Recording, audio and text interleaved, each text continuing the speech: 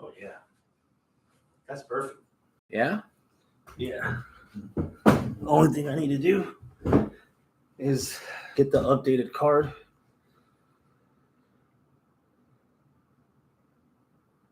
You can test the link to see if it's working. Well, the link is up. Ooh. There we go. I gotta go put it in la face. Mm-hmm, mm-hmm.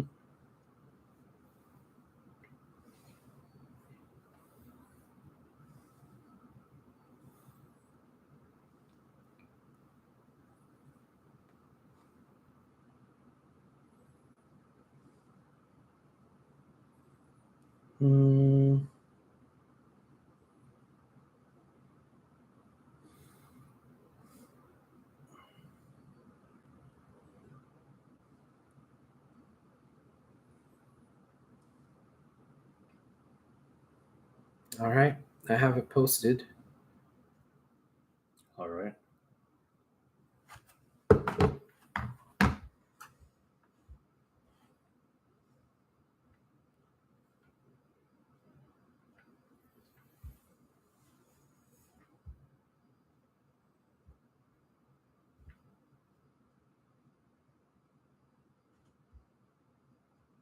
Ready when you are. All right.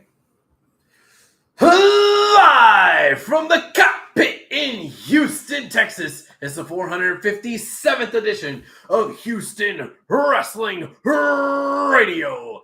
This is Abel. This is Chris. And thank you so much for tuning in today, guys. We appreciate each and every one of you. If you're watching us live, log into your YouTube account. That way you could chat along with us in the live chat. So you can say hi, ask questions, fact check, talk shit, whatever. I'll see it here in the live chat, and I'll try to involve you as best as I can in the show. If you're not watching this live, that's okay. You can still interact with us on Facebook, facebook.com/HWR, or you could just drop a comment down below. And, I'll try to respond to it then a little bit later, whatever. Don't forget to like, subscribe, hit the bell. That way you know whenever we go online, because we don't really have a set schedule. Apparently. We ran a little long today. Yeah. So she said. A little long in between sessions. Yes. So she said. But yeah. I'm surprised you showed up today, man. You got like 10 seconds of fame, and all of a sudden you're too good to come do a goddamn podcast with us. You want to tell the people, the humanoids, the wrestle friends, where we saw you weeks ago on the telly? I was on Kitchen Nightmares. And no, he was not in the kitchen. No, I was not in the kitchen. I was a part of the before. Before Gordon Ramsay went in there and said that everything sucked. I got to find out firsthand that everything sucked. And you had to pay. Yeah. No, I didn't have to pay. You didn't have to pay?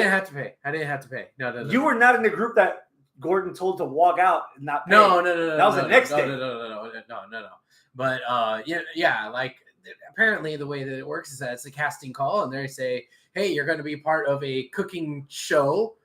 And that's it. They don't tell you anything else. It's just a celebrity chef cooking show. Okay, cool. So they applied. Yeah, well, Randy applied, and they picked us.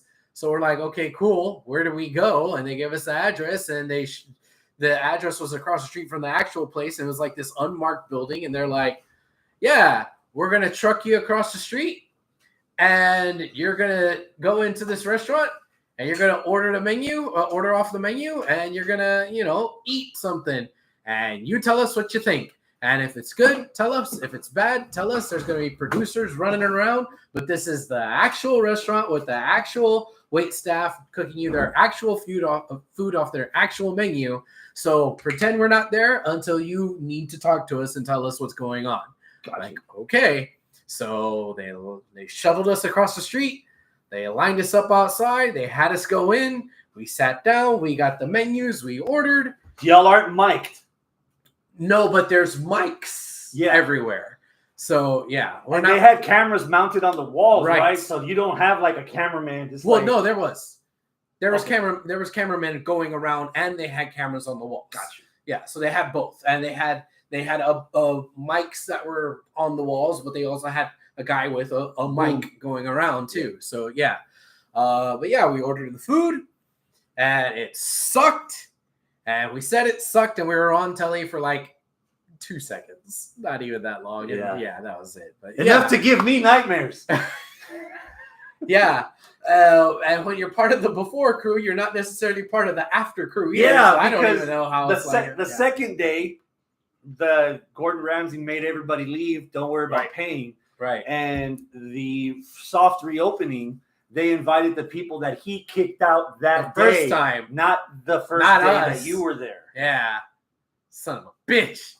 So no, I did not get to meet. So Gordon it doesn't Ramsay. count as a free meal because you technically didn't eat. I had like 2 bites and they sucked. Yeah. But in case anybody's keeping score at home, it's called King's Blue Jam Cafe. In Conroe. Spring. In Spring, Texas, so kind of on the north side. Old Town Spring or I think just regular. Gentrified Spring. Gentrified Spring. Gotcha. Just Spring. Gotcha. But, I watched the rest of the episode and I saw that they tried to, clean it up and fix it up. So maybe it's worth it to go back there, but I don't know. So you answered my next question. What? You haven't been back since. I haven't been back. Because Spring's not your side of town. No, that's a little bit of a trek. That's a little a bit of field a trip. ways. Yeah. So, but, yeah, it was cool. But no, I did not get to meet Gordon Ramsay. No, they didn't even tell me what it was. They said they had to sign an NDA, and we couldn't say anything until the show aired. I'm like, okay, cool. When's the show going to air? We can't tell you. Well, what shows is going to be? We can't tell you. Well, fuck. Okay. And then it finally aired, and we're like, oh, so it was Kitchen Nightmares. They tried to give us clues and hints, and I was like, the clues and hints that you give me narrow it down to either Kitchen Impossible or Kitchen Nightmares. Gotcha. So it's or like the Spanish equivalent on Univision that you're going like this for 6 months. Where can I talk about it? Yeah. But no, it wound up being Kitchen Nightmares. So that was cool. Good. Yeah. Good. Yeah. You've been a part of 6 local wrestling promotions. Oh. Tanked 5 of them. And you finally made it on TV through Kitchen Nightmares. Congratulations. Ah. Oh, man. Yes, sir. It's been a minute since we've actually caught up to talk about wrestling. Yeah. We actually promised on the last episode, we'll be back in 2 weeks. But then we wound up not being back in 2 weeks because somebody was supposed to get a fucking promotion at work. And I guess that person didn't get the promotion at work. So now you are still free on the evenings, but you didn't tell me. So I made plans because I thought you were a competent fucking employee. Somebody, speaking of competent, didn't read. Because I said I was possible for this promotion. I'd be training for a month. Then I'd start working nights. Yeah. So even then, if you would have read every syllable, you would have seen I was still going to be available up to like Mania. Okay. And to be clear, this is something I don't normally get to say. Not something I get to boast. I turned down the offer. Whoa! Hell yeah. Why'd you turn down the offer? Not enough greenbacks. Oh, okay. You know? Yeah. So for what I was going to be doing, it wasn't enough. Wasn't enough. Nah. All So right. I'm good where I'm at right now. Know your worth, Queen. Yeah. Yes. I hope that shit doesn't come back to haunt me. I know, right? I know. So yeah, we were supposed to do a review, I guess, of Rumble, and then I don't know what we were going to talk about in between there. I guess the Grand Slam and stuff. So we basically missed that episode, and well, here we are now. So all of you casuals that don't care about wrestling, come back later because we're going to end the show with a review of Captain America: Brave New World. They should have stuck with New World Order. I don't know why they changed it. Brave New World, yeah, New World, whatever. Yeah. So you finally saw it? Oh yeah, I saw it that weekend. Okay. Yeah. I saw it on opening day. Pre-opening day. Pre-opening day. That's true. You noobs might not know that new movies that come out on Friday, they actually come out either Thursday afternoon or sometimes Wednesday at midnight. Yeah. Depending on the flick. I saw it Thursday afternoon. Yeah. So let's see how far back. It's been a while. I had to stretch. Yeah. Because I don't work out. So even when I jog my memory, I kind of get winded. So let's see how far back we can go. All right. Pow! Royal Rumble. Wow, we still haven't even talked about Royal Rumble. No. Jesus Christ, man. All right, so the Royal Rumble. What's the one word that comes to your mind after the Rumble's over? Oh God, I'm trying to remember. I'm trying to recall all the. Who won the fucking Rumble? What happened? I don't even remember. Oh, Yeet. That's right. Oh yeah. It's starting to come back to me now.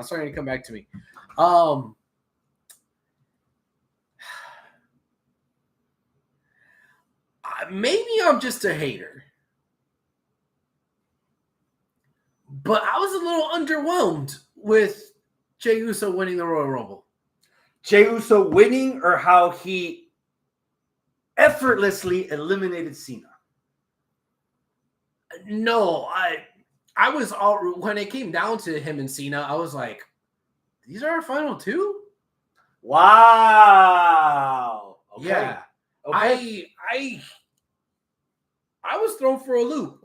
Now, granted, I didn't have a good prediction as to who would win. I think we both picked Punk. Did we officially pick Punk? Is that what it was? Because even then, I don't think I would have been thrilled with it being Punk. I'd be like, oh, okay, it's Punk. But I couldn't really predict who was going to win, but I definitely didn't have Jey Uso on my bingo card to actually win it. I mean, Drew would have been a good win also, you know. But I don't know, man. It fell a little flat for me, and I know it didn't fall flat for other people because they were swerved. I was swerved too, but I was swerved in a way that I was like, oh, okay. And I had to start questioning, is Jay worthy of a main event at WrestleMania? In the moment, Scott, Travis, and I broke out in laughter. Okay. In the moment. Okay. I needed the 30 seconds of context. Of? COVID. Okay. A lot of things can be forgotten in that COVID era, that Thunderdome era, that Roman versus Jay rivalry where he flat out hated Roman. Yeah. And made it clear and wanted to carve his own path and all this other shit.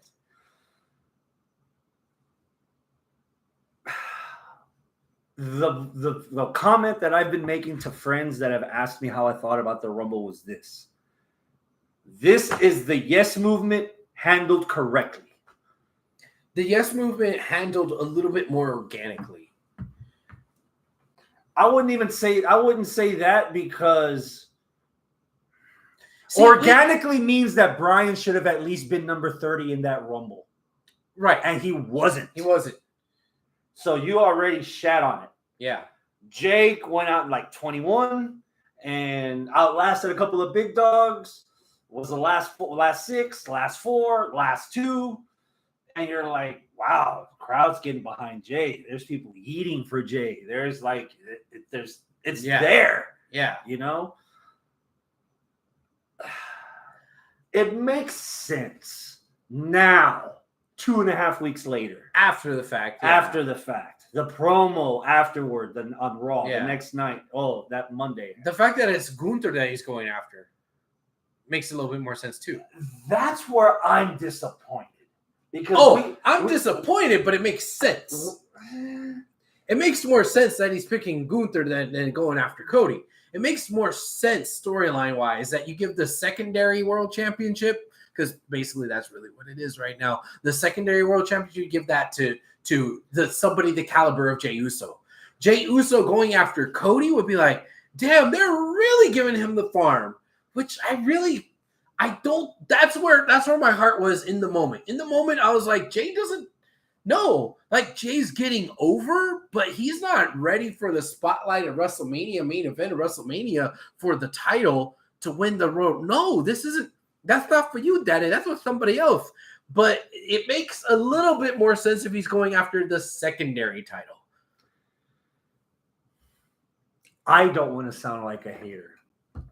Right, I'm trying really, really hard to not sound like a hater here too, because I kind of like Jey Uso, but I don't like him for this role, if that makes sense. Jay just lost to Gunther a week and a half before the Rumble. Yes. A week before the Rumble. Yes. So it's hard to make it make sense for me to think that Jay is going to beat Gunther. Number one. Yeah. Agreed. Number 2, Rumble's cool. Night 1, last match of night 1, cool. Even if it's the secondary world title, I don't think Jay's ready for it. Okay, that's fair. Not only that, I say he's more deserving of the secondary one than of the first one. But okay, cool. I agree with you. Even with that, if my prediction, fast forwarding, what does Gunther gain by beating Jey Uso again? That's where I would have been more. My taint would have been tickled a bit more if it was Cena versus Gunther. Because Gunther beating Cena at WrestleMania, now Gunther's a motherfucker. Yeah, that'd be something for Gunther. Yeah, that'd be really something for him. And I love the promo that Jay cut the night after the Monday after the Rumble on Raw. It humanized him to where I see why people like him. I liked him, but just as a wrestling fan. But him breaking down and stuttering and almost getting anxious live in front of 20,000 people, stuttering the thank you because he can't get it out because he's still choked on emotion. That gets you. Yeah. I get the character. I get why we want to get behind him. I get why he's this generation's Daniel Bryan at WrestleMania 30. But we should have had this in 2022. But 2021? The promo on SmackDown with Cody, there's story there because they were tag champs together and they brought back the till we eat again. And let's hit the strip. If you want to pick me as your champion, we'll go party for tonight. And then tomorrow, my plan is to beat the shit out of you at Mania. Yeah. There was more meat on that bone than whatever you got at Spring with Gunther. Okay, I can kind of see where you're coming from on that. And that's where I'm like, that's valid. For me, that's reason number 2. And I think our reason 1s and reason 2s are inverted. Yeah. My reason number 1 is main event Jey Uso didn't work after 2021. Well, he's main event now. Well, true. But the character, the gimmick, main event Jey Uso only worked when we thought he was going to dethrone Roman. And then what happened? He didn't dethrone Roman. Hell, for 2023, we were focused more on fucking Jimmy. We thought Jimmy was going to be the breakout Uso because Jay was trying to be the breakout Uso and it kind of flopped. Yeah. So for like 2 years, 3 years in between, it's like, oh, main event Jey Uso, that's cute. That's nice. He's not really a main event. So with Jay winning the Intercontinental title last year and having the face-to-face with Roman of, if you want my help, then you need to look at me as an equal. That didn't do it for you. That wasn't enough. Not yet. That wasn't enough. No, because I still had my doubts of, well, he's the secondary Uso, and he's the Uso that's already tried to go up against Roman and twice and lose. So his stock he's no Kevin Owens. His stock was lower than Solo's. Oh. Solo was able to step up and be the tribal chief with more convincingness than Jimmy or Jay. Right? So if this was 2021 or 2022, when you tried to make fetch happen with main event Jey Uso, all right, then you would have had the face turn, then you would have had the sunglasses and the yeet and this and that, then their character development. Fuck yes. Rather than Roman hold both the belts, Jay should have had one at the other brand. And they could have bloodlined to run the whole fucking company that way. And have Roman beat asshole Roman. And the foil to that is Yeet, party boy, fucking everybody loves him. Yeah. Jey Uso. Instead of going back to the cash cow of Lesnar. Yeah. Roman versus Jay main eventing to unify both the belts. And if he actually won. Not to lose, as long as he would have got that, at least for me. No, that would have solidified main event. He needed to beat Roman. If he beat Roman back then, what if he does it this year? Okay, great, but it's still too little, too late. Because I'm talking about how I felt at the end of Rumble. Yeah. How I felt at the end of Rumble, at the end of the night. The way I felt was, no, that ain't the thing for you. This was somebody else. Just to be fair. Yeah. Goldberg squashing Brock in like 3 minutes at Survivor Series. I hated it. And then by the time WrestleMania came around, that was the yin to the yang, and the Survivor Series made sense, and I was able to cope with that. Yeah, cool. You don't think if that happens later on in this year that you won't at least come around to it? Noticing that you needed to have the lows for Jay to reach the highs. Again, I'm talking about how I felt then. Yeah. Because you did bring up, well, okay, that promo where he was stuttering and trying to get out the thank yous. Yeah. Yeah, that's cool. I needed that before the Rumble in order for me to feel like, oh, wow, this is the Yes movement done right.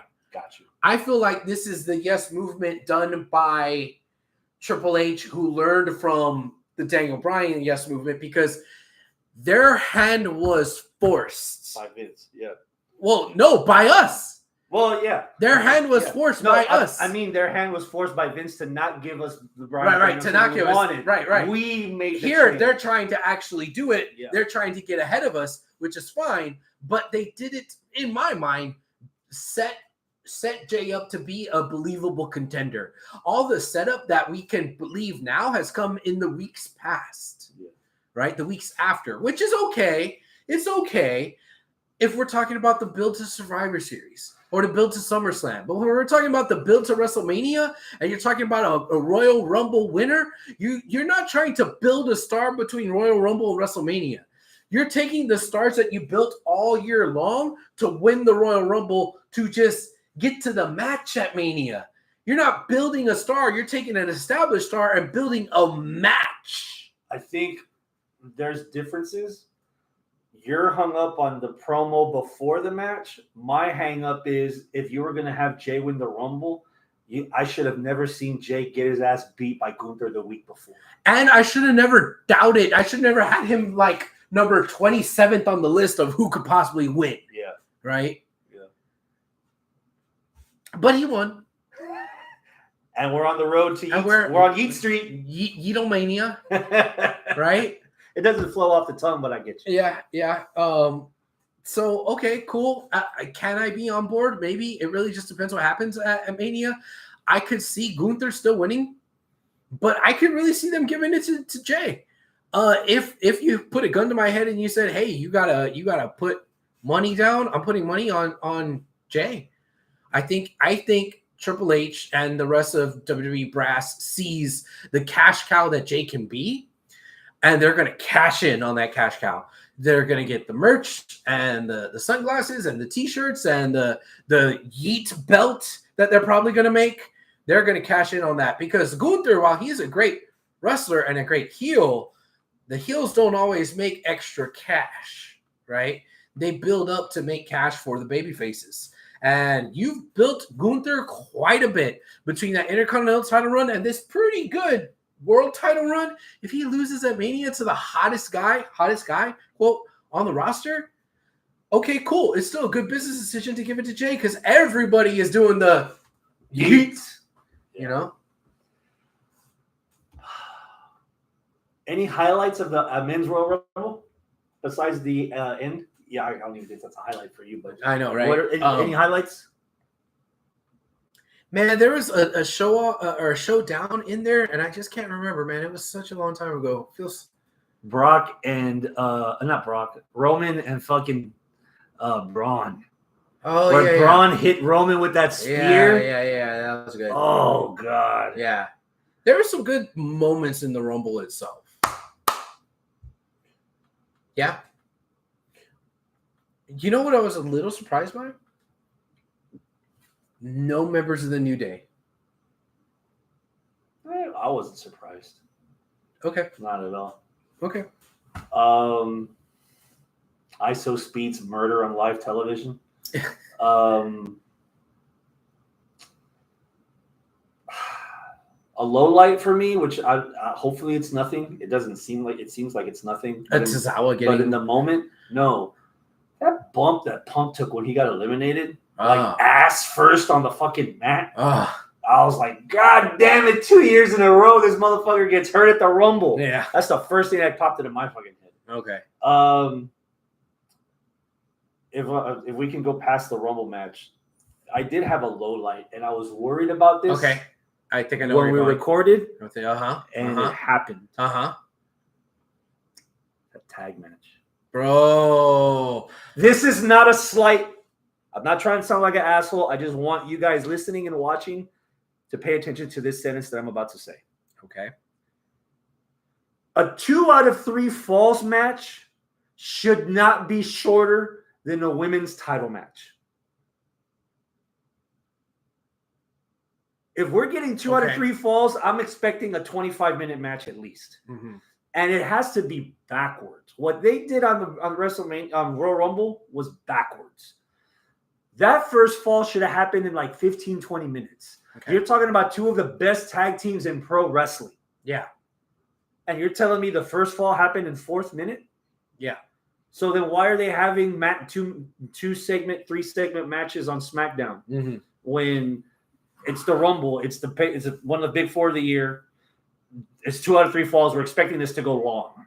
Why did the first fall happen in like the 4th minute? It lost me. It lost the audience.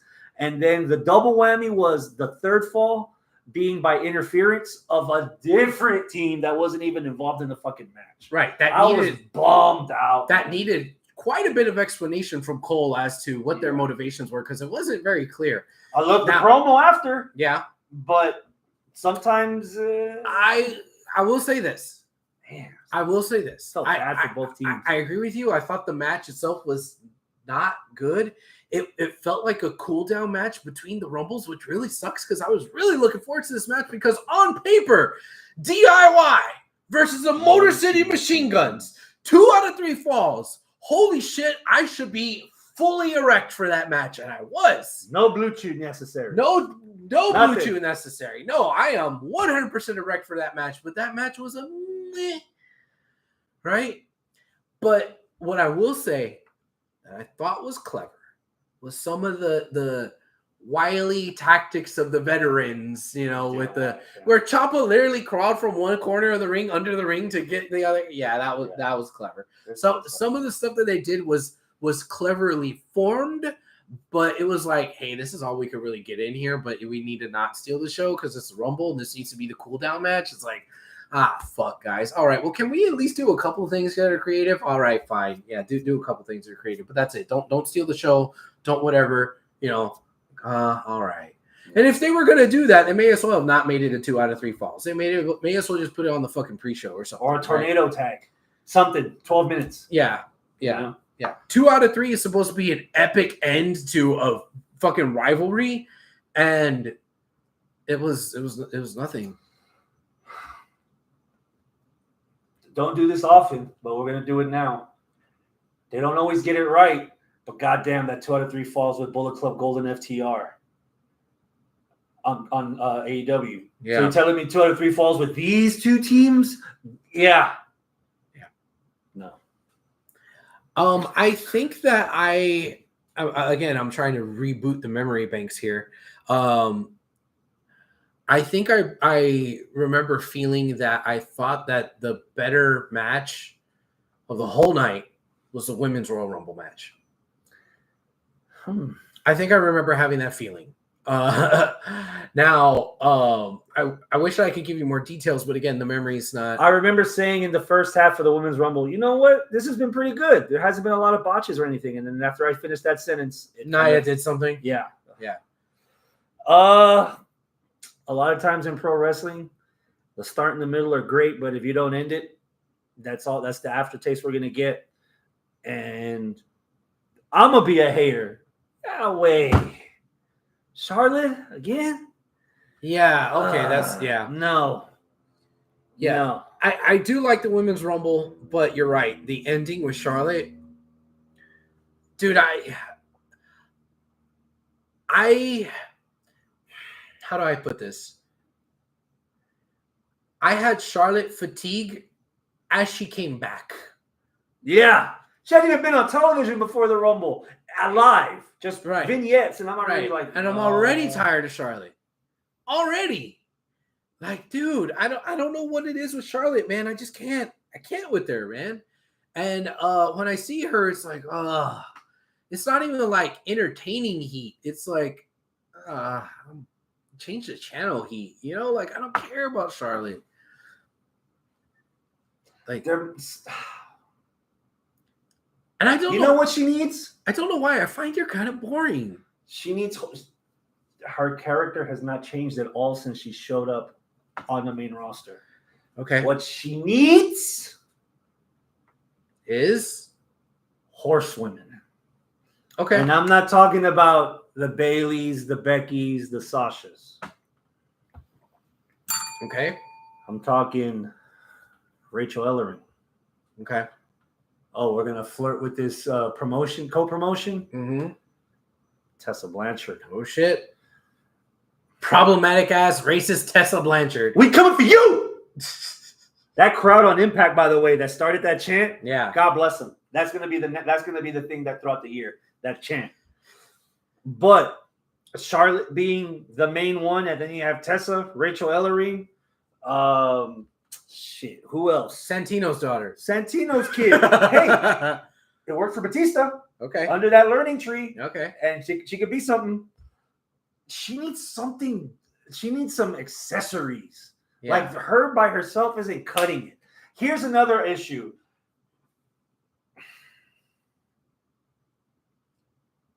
I feel like it's too on the nose that she's going after Tiffany Stratton.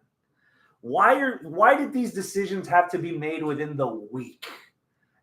You know what I mean? Okay. Because you gotta have time to build for Mania. That's why. Mania is in the middle of April. I know. I'm still saying. And the Elimination Chamber is this Saturday. Yeah. We have 6 weeks. Yeah. Almost 7. Yeah. Across 3 programs. Yeah. Would you have been more interested in Charlotte versus Tiffany Stratton, Charlotte versus Rhea Ripley, or Charlotte versus Julia, or Charlotte versus Stephanie Vaquer? Hell, Charlotte versus Roxanne Perez.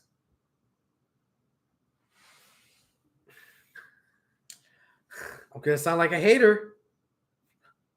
None of them. That's a valid answer too. Yeah, I don't want to see Charlotte wrestle anyone. You know what? I'm gonna go a step further. I don't want to see Charlotte at Mania. Like, it's asking, would you rather have filet mignon, surf and turf, chicken parmesan, all sprinkled with a little bit of shit? I have Charlotte wrestle the SmackDown before Mania. No, Charlotte ruins the dish. Yeah. I don't care who it's against. Charlotte is the part that I don't like. So don't give me Charlotte with anything. So yeah, no. Charlotte has. You know when I said that she's boring, right? The reason why she's boring is because she's so one-dimensional, right? Her entire personality is she's just good at wrestling. And she's Ric Flair's daughter. And because she's Ric Flair's daughter, she's good at wrestling. Mm-hmm. That's her whole character. Her whole character is, I'm the queen, I'm the best, I won all the titles. That's it, LOL, Charlotte wins. That's her entire fucking personality. Which is, she has none. Right. And that's it. There's nothing else that makes her interesting. There's no other wrinkle. There's no other, entertainment value there. She's just, I am good. Okay.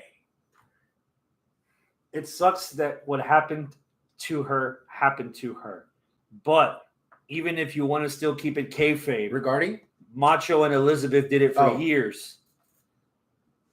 Andrade, the idol, and his queen, Charlotte Flair. Charlotte should have been coming out for Andrade's matches. Andrade should have been coming out. I'll take one too.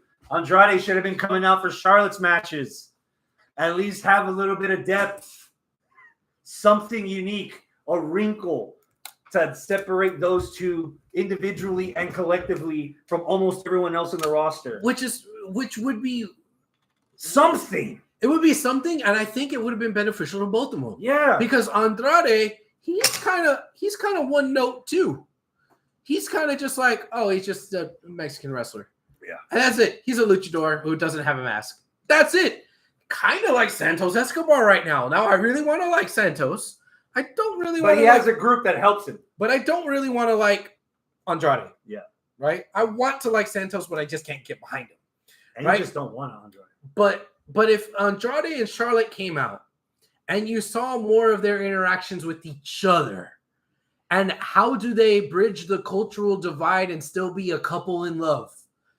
There could have been some like, oh, this is kind of endearing. This is how they, oh, okay, cool. And then, they could have added a layer of characters to both of them.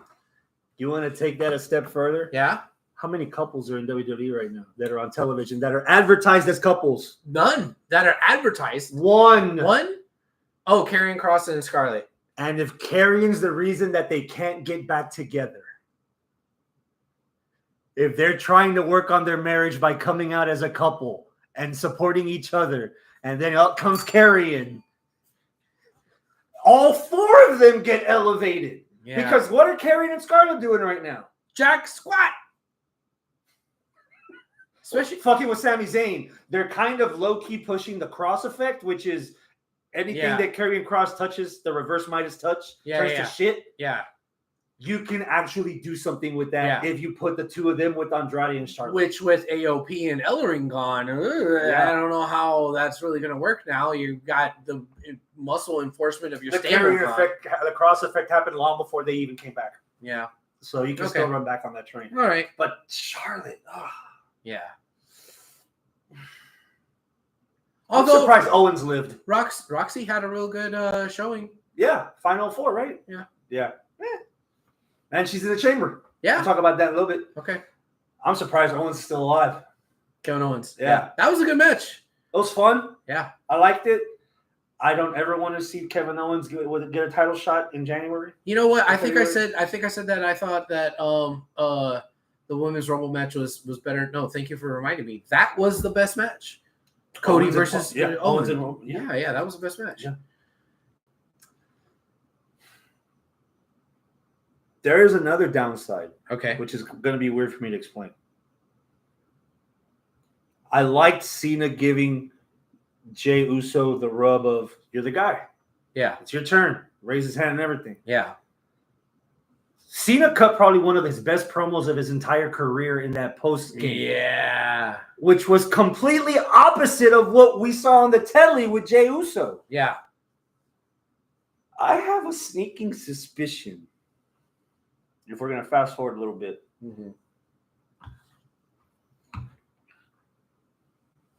I think before the year is over, we're getting a heel John Cena. What? Cody's not going to sell his soul. Is it obvious that Punk, who's already been a heel, better heel than The Rocket sometimes? You think it's going to freshen up his career? Since he's already come out on promos weeks and months and years ago saying, I'm here to make money, not friends. Is there going to be a big surprise that Punk is going to be the guy to sell his soul to The Rock? What if it's Cena? No one will see Cena coming. And the antithesis was that half-assed elimination. 16-time world champ got knocked over, got eliminated like that as the final two. Yeah. And then he loses the Elimination Chamber as the last two. He loses. And then he gets a match at Mania and he loses that too. What kind of a farewell is this? Next night after Mania. First title defense. It could be against Jey Uso. He could take it from Jey. All right. If he doesn't take it from Cody, he could take it from Jey. Heel Cena. And that's what we got for the next 9 months. A heel Cena. Finally. Bro, you might be reaching, man. I don't think Cena's ever going to go heel. He said it as much. He never wants to be a heel. You really think that he's going to change the entire trajectory of his fucking career at his retirement run? Bro. I mean, it's not like he's going to get choked out with a plastic bag twice. Well, yeah. And at the last year of his career, there's worse ways to go. In his wrestling career, what does he have to lose by going heel? Roger. I need to beat you, Jey. I need to beat you more than you could ever imagine. Yeah. Remember that? I had to sell my soul to guarantee 17. Because I tried doing it the honest way, and the honest way is too fucking hard at my age. Rajveer, new person in the chat I've never seen before, says, why can't we have a baby face for WrestleMania? I can see Cody turn heel more than Cena. Imagine Cody turns heel against Cena at Mania. Okay, so Cena wins the Chamber. Cena versus Cody, and Cody turns heel. Cody does shake the hand of The Rock and sell his soul to The Rock. And then we have Rock versus Cena with the proxy being Cody. I mean, I think that's more likely. I think it's more likely that we see a heel Cody than a heel Cena, especially under the influence of The Rock. Because the Cena and The Rock have had so many times where they don't see eye to eye. I don't see Cena actually siding with The Rock. I don't know what it is about this year or this Mania, but I think the swerve is going to be the Raw after Mania. Okay. I would have if you're let's go down your road. Cody versus Cena at WrestleMania. Babyface versus babyface. Yep.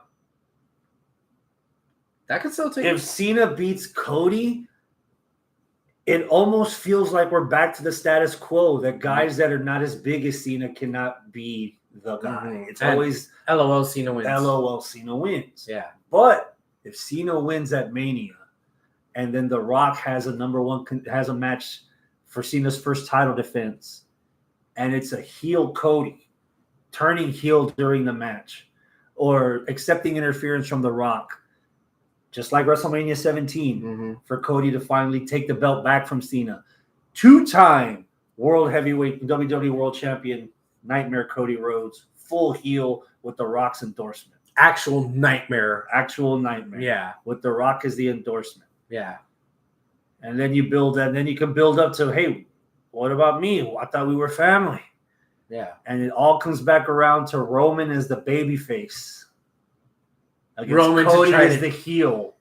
Which but is he really can't fight Cody until he beats The Rock. There we go. The final boss. Yeah. Okay. Yeah. Okay. Well, shit, we just got into fantasy booking for fucking Elimination Chamber. We may as well. Let's go on. Let's go into the Elimination Chamber. All right. So for the Chamber, you have. For the men's, we have Cena, Punk, Priest, Rollins, McIntyre, Logan Paul. Give me a number. 8.5. Logan Paul brings it down a little bit. I really would rather see Drew in there. Drew is in there. Oh, wait. What do you want? You want Zayn? No. Punk, Priest, Cena, Rollins, McIntyre, Paul. Roman's not in it. Oh, Roman's not in it. No. His brain's still leaking out of his ears after that fucking foot stomp. Yeah. That fucking Rollins gave him on the I don't know. floor. I just Logan Paul just doesn't do it for me either way. But yeah, I don't know. Who would you have besides Logan Paul? I don't know. I think that's why I'm at like an 8. Now, who could possibly win? We just fantasy booked fucking Cena winning this. But Punk could win it too. So this is basically who's going to go up against Cody, right? So can you see Cena versus Cody? Hell yes. Can you see Punk versus Cody? Yeah, that could be interesting. Especially with the AEW undertones in there. That could be a kind of like nudge, nudge, wink, wink, fuck you to AEW. That could be a little bit of a pettiness. And it makes sense for Punk to have made it clear that he's here to make money, not friends. And Punk, who's had a feud with The Rock, is now under The Rock's thumb.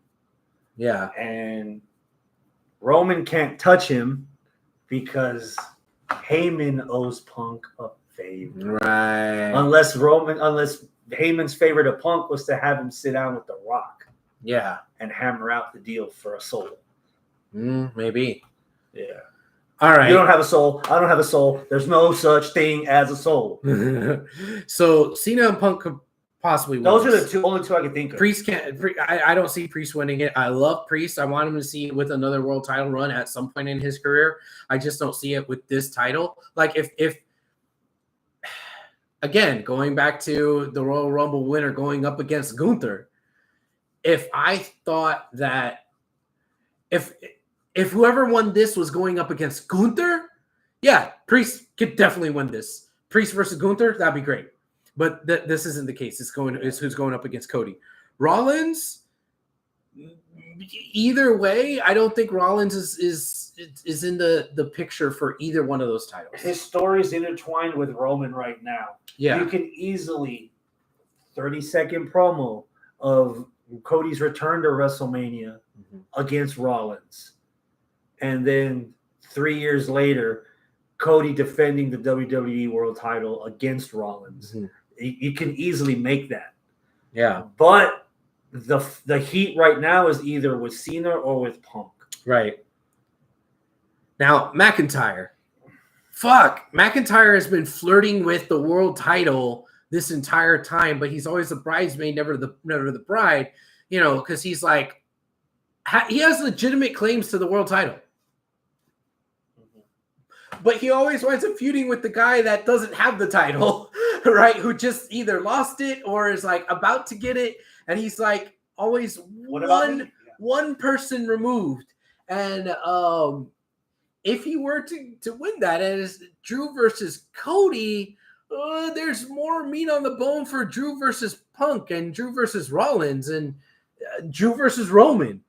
He doesn't really have beef with Cody. So, well, okay, yay, he won. Yay, he earned it. Yay, he's finally getting a title shot. Yay, he might get his Mania moment the way how he should. He got a Mania moment. He got a Mania moment. We can't just hand twice. him out. He got 2 Mania moments. Yeah, we can't be handing. Yeah. Not the Mania moment. So I don't know. So no, not him. And Logan Paul can fuck off the face of the green earth. Yeah. So no way Logan Paul's winning this. He shouldn't win this. Fuck Logan Paul. So yeah. I'm picking Punk. Punk? I'll pick Cena. Okay. I'm at a 9. I'm picking Punk. All right. I think this was supposed to happen last year. Punk main eventing WrestleMania. Not Punk winning WrestleMania. Punk main eventing WrestleMania. I think that was supposed to happen last year before the injury. So now, I think this is Punk is due. Okay. Tiffany Stratton and Trish Stratus tag team against Nia Jax and Candice LeRae. 5. Okay. 5. And all of it is for the team of Stratton and Stratus. All of it for me is just Tiffany. I don't give a damn about Trish Stratus. Like, yes, I had my childhood awakening with Trish Stratus. Yes, of course. But I don't want to see her wrestle now. I mean, I still would, but like, I don't want to see her wrestle, you know. Yeah. And a tag team for nothing against Nia Jax and Candice LeRae, like, okay, like, yeah, there's like a feud there, but I don't give a shit about the feud. So here, like, it's more about the Tiffany's title for me than it is anything else, and this is like not even secondary. This is fucking tertiary for me. Here's what's killing it for me. I'm sorry, Candice. It's been done.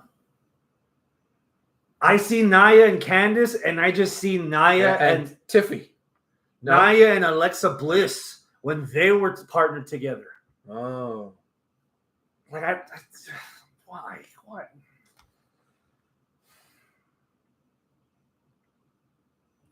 Not trying to be a hater, just objective opinion. You should have kept Indy Hartwell and got rid of Candice LeRae. Whoa! It's not working for me. Whoa! It's not. What is a Candice LeRae? Yeah. What is a Candice LeRae? Okay. I mean, it doesn't do it for me. You got a point. It doesn't do it for me, you know? Yeah. Oh, okay. That's it. You know? I mean, yeah. I don't know if I can. And we're gonna do the same thing again that Alexa Bliss did. I'm not gonna drink that haterade, man. I can't get down with that one with the Candice LeRae hate. I get it that she's a little ill-defined. Sell me then. I can't sell it. I can't sell it. No. You're right. She's a little. You're not drinking the haterade, but you're taking it home and putting it in the fridge. Maybe. Okay. Like I need some help here. Like I can't sell main roster WWE Candice LeRae. Thank you. I could sell. Flourished in NXT. I could sell NXT Candice LeRae the way Candice LeRae. Yeah. You know, I could sell that, but this right now just isn't working. No. Kevin Owens versus Sami Zayn in an unsanctioned match. 10. Fight Forever. This is the feud that started Fight Forever chants. Because you know why? They need to fight forever. Unsanctioned, it's going to be wild. It's going to be crazy. And you know that these two can do wild and crazy. And I need this match every year. Forever. I'm torn because I want to give it a 10 and I want to give it a 0. Wow. So give it a 5. Split the difference. This should be at Mania, not because they're in Canada. All right. This should be at Mania. Yes. Okay. This match should steal the show at WrestleMania. Okay. That's the only reason why Trish Stratus is there. That's probably the only reason why this match is happening there, because it's in Canada. Toronto, right? Toronto, okay. Ontario. That could have been built. You could have sold Owens' injury and have him come back the night after. The night after Mania? No, the night after fucking Chamber. Or have him return at Chamber and beat the shit out of Sami Zayn. Okay. That way you could have had the pop in front of the home crowd. Had Zayn in the Chamber. Kevin Owens attacks him. He's out of the Chamber. Oh, well, then who else is going to replace him? Logan Paul. Yes. Fucking Logan Paul. They get their moment in front of the audience, that big wow factor, and you can get the actual match of Mania. Okay. Yeah. On a 5. They're both dead. Like that. Fuck it. They're both dead. It's a draw. It's a draw. It's a draw. We'll get to that in a little bit. Nah, I got Kevin Owens winning. Okay, so help me out here. All right, I'll try. We just had the conversation about not caring about Charlotte defending the title, getting a title match at Mania. Sell me on either Liv Morgan, Bianca Belair, Alexa Bliss, Bayley, Naomi, or Roxanne Perez for a title shot at Mania. So who's the champ that they'll be going up against? Rhea? Yes. What's that list again? Liv Morgan, Bianca Belair, Alexa Bliss, Bayley, Naomi, Roxanne Perez. So Liv Morgan versus Rhea Ripley, I think that feud's over, right? There doesn't need to be another chapter to that feud, or am I wrong? Is there still a hanging chat there? Liv never got her rematch. Okay. When she lost it to Rhea at the first Raw. So it could be Liv. It could be like the last act. This could be the last act at Mania. Yeah. Liv wins this. So she's kind of like the front runner to be the winner. Say so. I would say so. All right. I can be sold on that. If she actually wins it, run everything back. You need a few promos. Dom, mommy, all that. Cool. I'm okay with it. It seems a little status quo-y, but I'm okay with the status quo when it comes to Liv and when it comes to Rhea. Separately and together. So I'm okay with it. Bianca Belair. No. I'm not saying that I don't want to see Bianca Belair in the main event of WrestleMania. I've seen it. I like it. I want more Bianca Belair. But this past year where she's been relegated to the women's tag team division hasn't really done a whole lot for her. And her stock has kind of dropped a little bit. Ignore the past. That what you just said. We've never gotten Rhea versus Bianca at WrestleMania. We've got them as the final two at the Rumble. Fair. And put on an Undertaker HBK type performance as the last two in the Women's Royal Rumble years ago. All right. Yeah. Just on paper, on that alone, That doesn't drive you enough. Damn the storyline. We have 6 weeks to fix it. That doesn't. Well, when you put it that way, damn the storyline. Yeah, Rhea and Bianca could have a fucking banger of a match, right? The status on the card of Bianca Belair and where the story is the part that kind of ruins it for me, because she's still in this tag team where her tag team partner is out, probably coming back, and there's more stuff there, and she doesn't really have existing beef with Rhea. So what if you're looking at the wrong grill? Okay. What if the beef is Bianca was getting jealous and Bianca took out Jade? Yeah, that's where the beef is. Jade is the one that cost Bianca the title at Mania. Oh. And then you run Jade and Bianca through the summer. Okay. I mean, I think Jade and Bianca could happen without WrestleMania being involved, without a win of the Elimination Chamber being involved. Okay.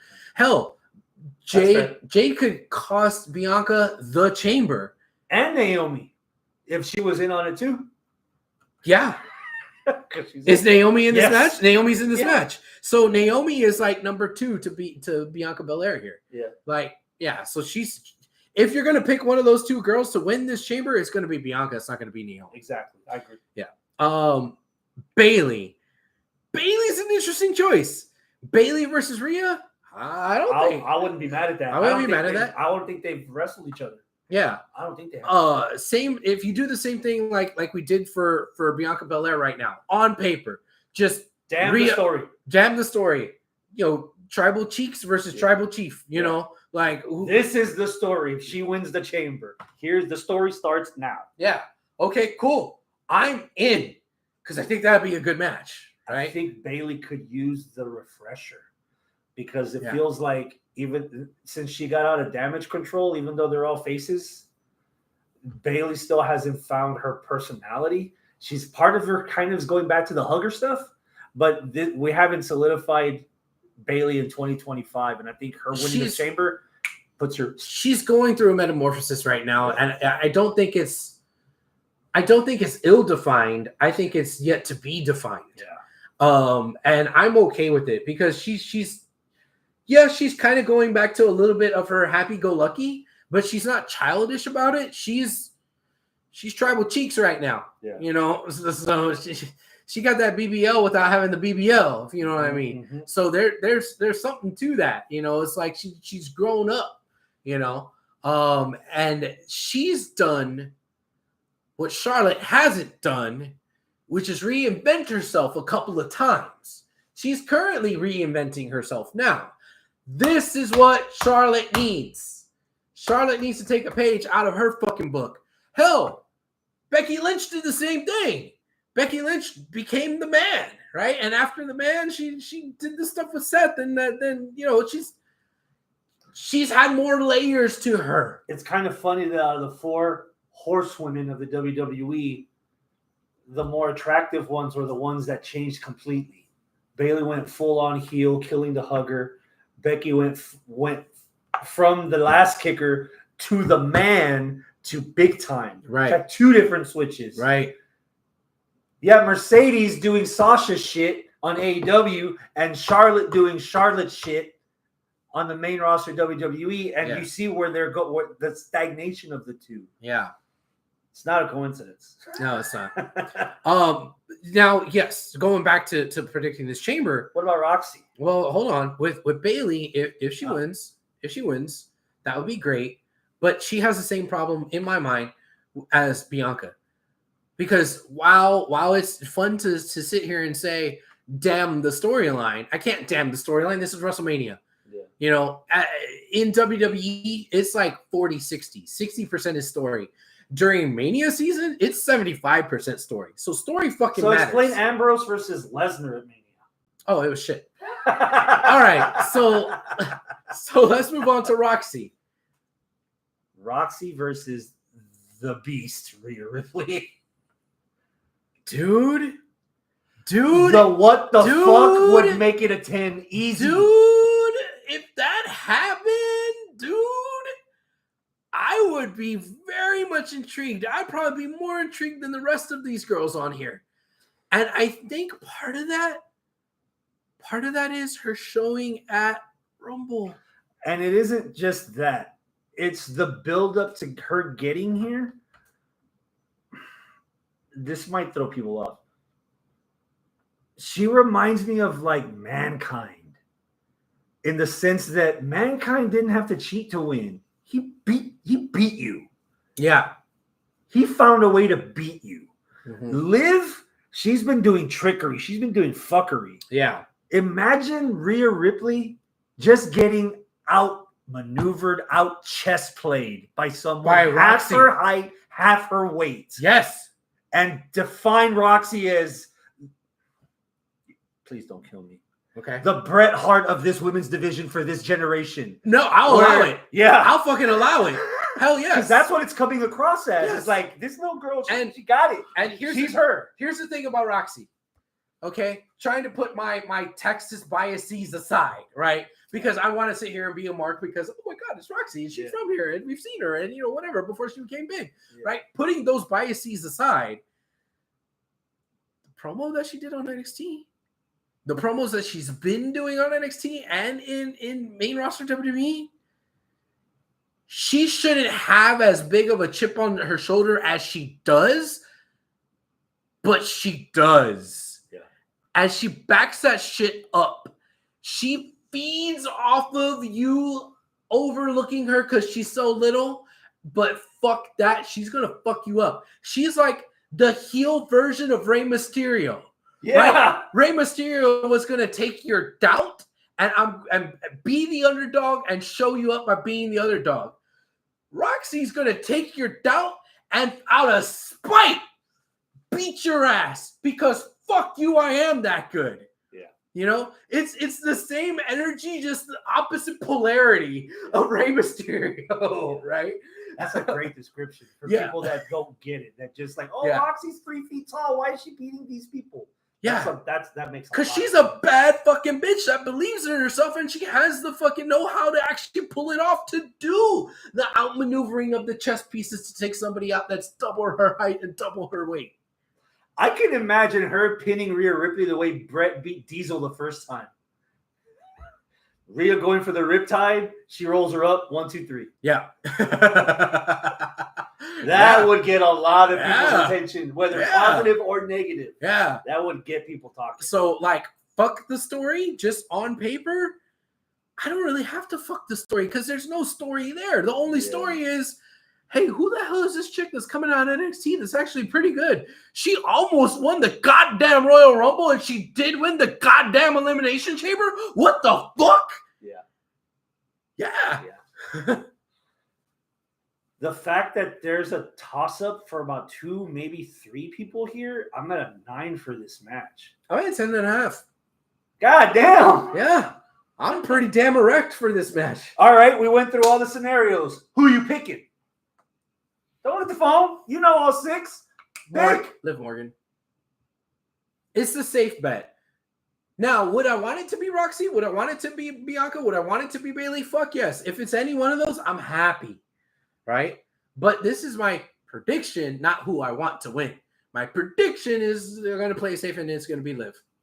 I'm going to throw the monkey wrench and say that they're going to actually do the full-blown who did it at Mania. Bianca's winning it. Okay. And we're going to get the build up to, we're going to find out who did it. I'm going to find out who did it. And come to find out, before that women's match starts, Jade goes through the building, through the parking lot. I know who it is. Your ass is mine. Match starts and there's Jade. Okay. For that, I need Bianca to win. Okay. I got Bianca winning. Okay. Yeah. That's it. Again, quality over quantity. 4 matches as of now. We still have a SmackDown tomorrow that leads to Chamber on Saturday. But as of now, there's only 4 matches. Wow. Hit me with the number. 8. 8. Yeah. And then we just got to tune in.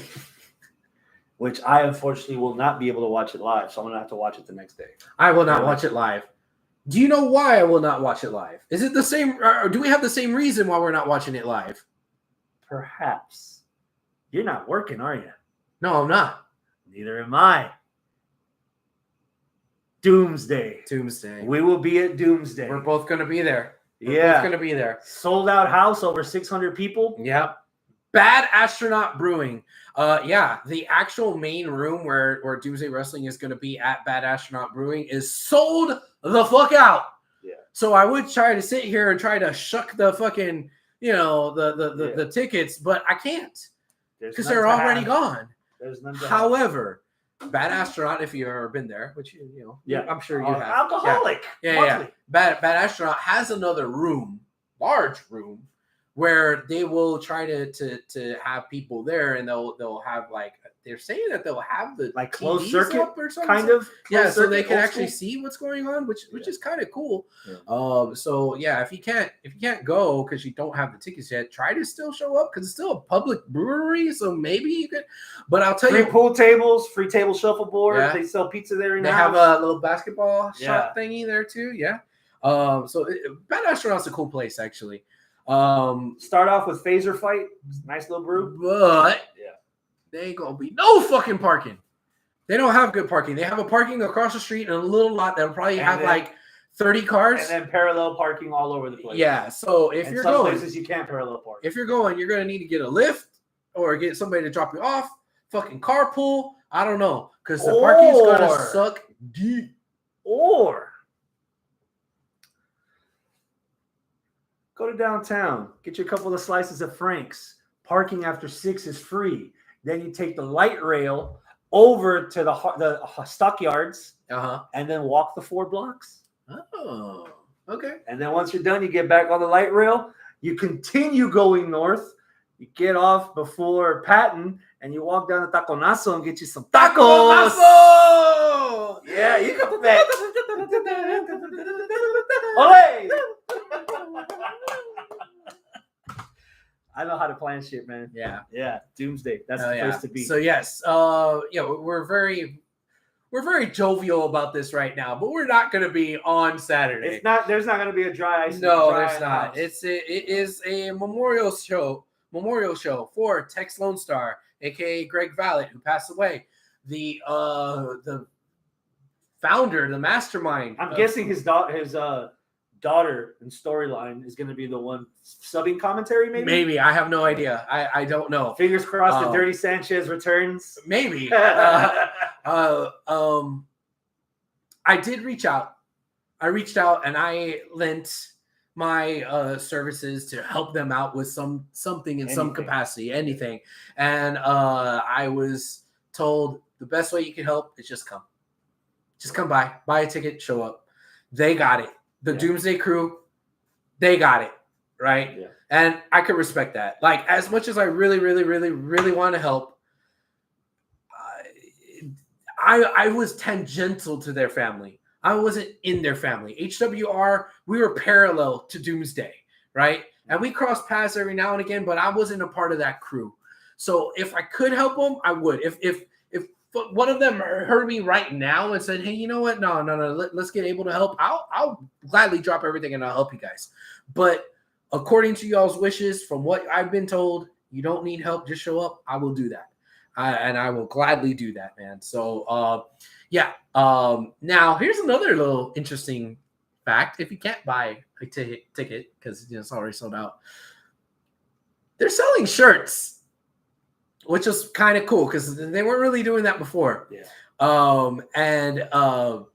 There's some really awesome shirts. There's one really, really, really cool fucking shirt, but it's really expensive, but goddamn, it's cool. It's a t-shirt with Tex Lone Star's tuxedo design on the shirt. So it's like a Canadian tuxedo, except it's a Texas Canadian tuxedo, and it's Texas actual like ruffle with the bolo tie and the little fucking flower thing, fucking tuxedo blue, pastel blue. Oh god, that's so fun. But it's $55 for a t-shirt. But proceeds go to the benefit of Greg Vallet's family, who because he passed away, there's a lot of costs and everything involved. Death ain't free. It ain't free. And we're not talking about just the funeral, right?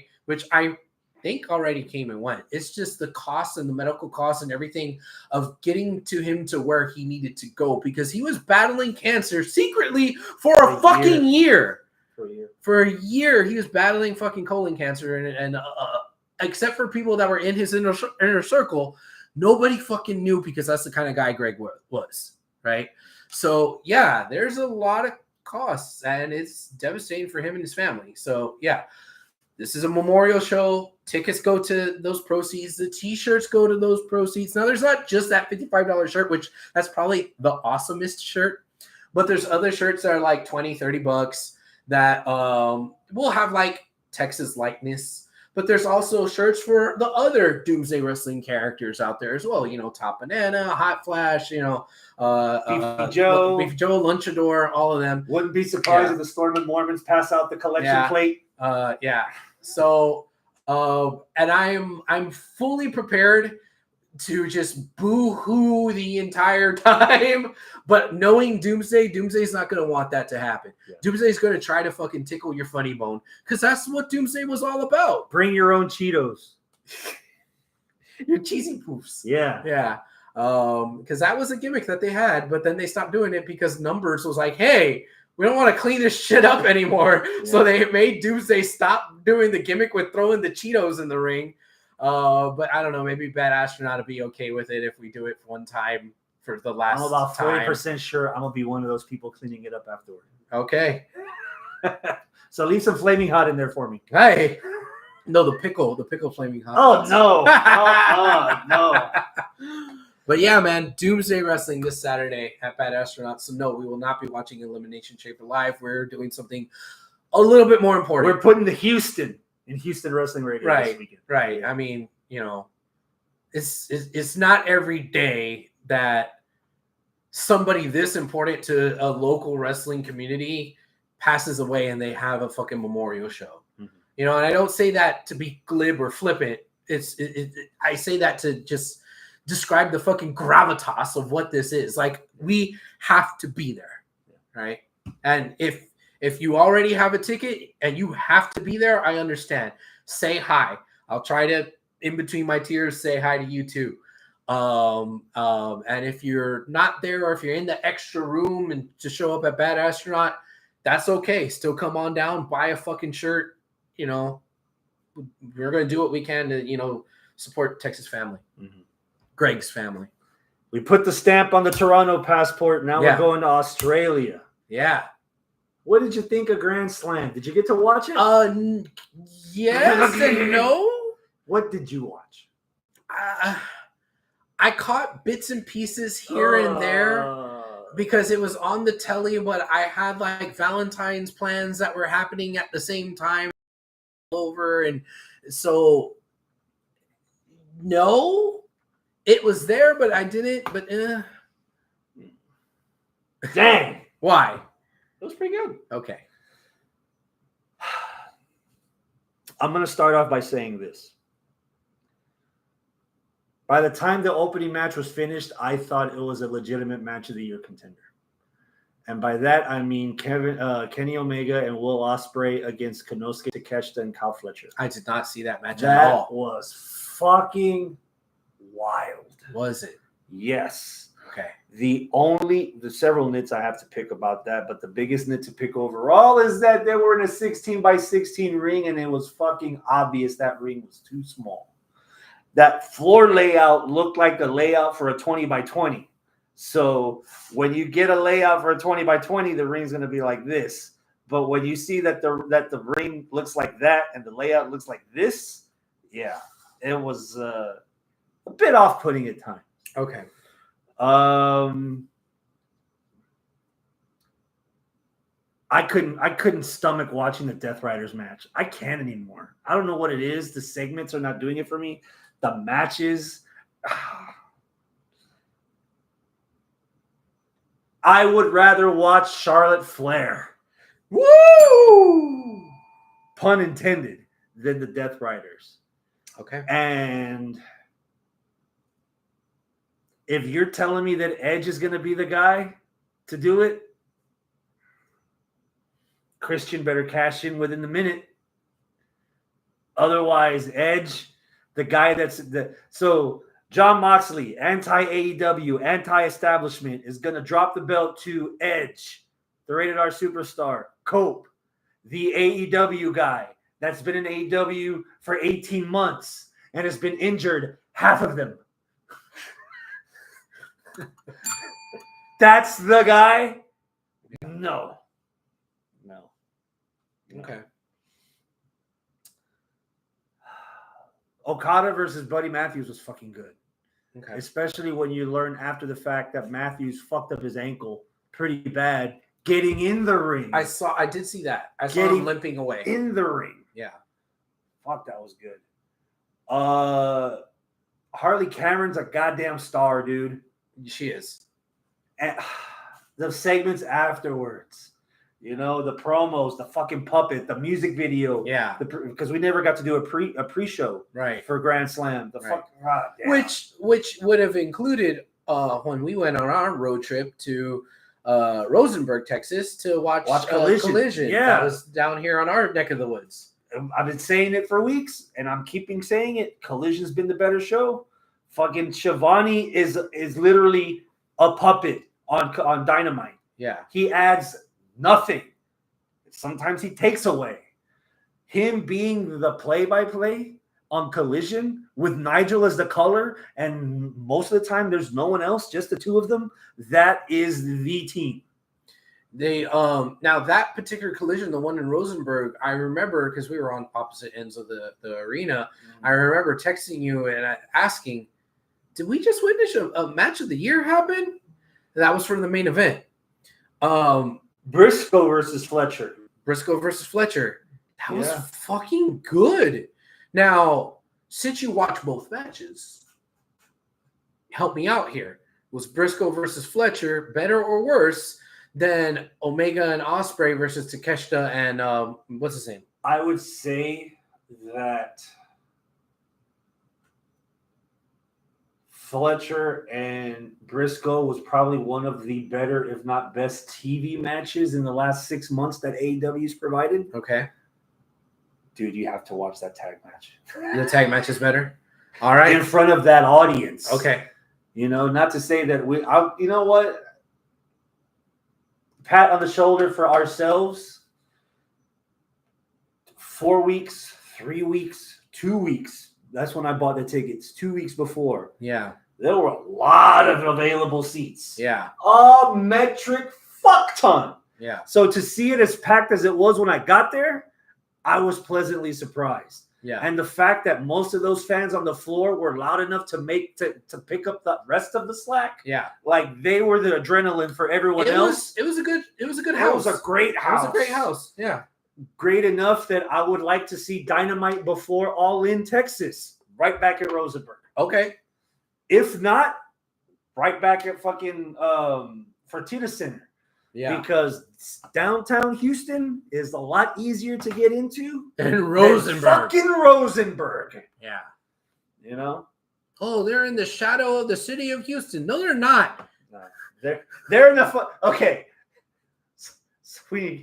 We'll hand out some atlases for the commentary the next time they come to Houston. Yeah. When you're in another fucking county. In Texas, our counties are huge. So, yes, if you're in another county in Texas, goddamn. I've done a 12-hour drive and still be in fucking Texas. There's no shadows, mofo. If you're not in Houston, you are not in Houston. Yeah. Jesus Christ. Oh, man. Rosenberg. Ugh. Some match of the week candidates. Okay. Well, we just mentioned two. I'll mention a third. Give me a third. You were hyping up Briscoe and fucking Fletcher from that show. Yes, I was. Tell them about Bandito and Brian Keefe. There was a spot in that match that was fucking adorable, and I'm glad that it got over as much as it did with the audience, because if you were just looking at it without any context, you'd be like, huh, why are people popping at this? The duel. Like 10 paces. Yeah, that was cool. They wound up being back to back in the center of the ring. They both looked over their shoulder, and just walk 10 paces away from each other. 5 each. Oh, well, And 5. it Okay, equates yeah, whatever. Because the rings are so small. Yeah. And then they like turned around and what did they Double do? boot. Double boot. That's what it was. Yeah. Yeah, not double clothesline. For as hot as the crowd was for that main event, that was the appetizer. The crowd ate that shit up. And I think it's because even though AEW doesn't play up the bounty hunter stuff, he's still known by us, at least here in fucking Houston, Rosenberg, as the bounty hunter Brian Keith. We know his gimmick of the pay up. We know that gimmick, right? So maybe that's why it got a little bit over more with us. Maybe if they tried to do that shit in fucking Philadelphia, it probably wouldn't have gotten the same reaction. It didn't because they did it again with Chris Jericho. Okay. And no. Yeah. But I'm glad that happened, that in that match, that spot. There was a couple other spots in there that were really good, but of course, Brian Keith doesn't win. So but when I saw yesterday Brian Keith versus Will by God Ospreay, bro, my heart grew 3 sizes that night. And okay, Brian Keith didn't win, of course, because he was just like Jericho's fodder for him, right? But damn, dude, BK's doing the damn thing, man. He's doing it. And you know what? Just in this small amount of time that he's been signed, I've noticed he's bulked up and he's got a little bit more cut. When I first saw him in AEW, I was like, belly. He had a little bit of a belly. And I was like, oh man, he looks like he doesn't belong, but fuck, I'm glad he's there, man. I'm happy, but he looks like he might be a little bit outclassed. Somebody else told him that because he's starting to look like he's hitting the gym just a little bit more, and he looks like he has more traps and more pecs right now, and his belly has gone down a little bit too. And I'm like, all right, he's taking this shit seriously, and I think TK's taking notice of it too because he put him in the goddamn match with Will by God Ospreay. Fuck yes, dude! I'm so happy for him. I'm sorry, man. Why are you sorry? I'm about to rain on your parade. Great match. Great match. Fun match. Fun match. Highlights AEW's biggest fucking problem. Oh, what is that? Not to discount anything you said about Brian Keith. Yeah. But his character on television is ranked here. Okay. Ospreay's character on television is on another level. Yeah. So why does Ospreay have to go through a commercial break against this guy? Because it was a long There's match. too many people that think they're worthy of evening out when their character on television is nowhere near even. Okay.